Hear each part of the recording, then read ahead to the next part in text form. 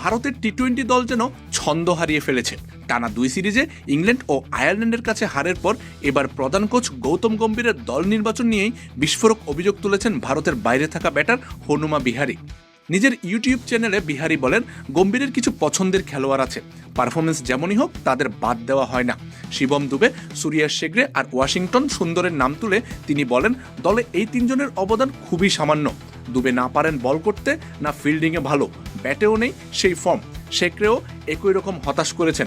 Washington সুন্দর প্রসঙ্গে বিহারি স্পষ্ট বলেন, এই খেলোয়াড় কেন এখনও দলে টিকে আছেন তা তার বোধগম্য নয়।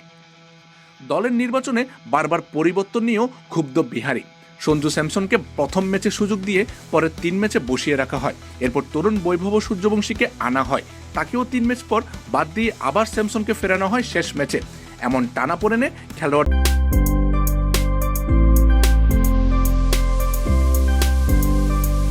মধ্যে নিরাপত্তাহীনতা তৈরি হচ্ছে বলেই মনে করেন তিনি। স্পিন আক্রমণেও প্রশ্ন তুলেন তিনি।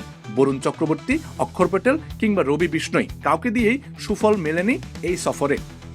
দল গঠনের সিদ্ধান্ত আসলে কার হাতে, কোচ গম্ভীরের নাকি অধিনায়ক আয়ারের?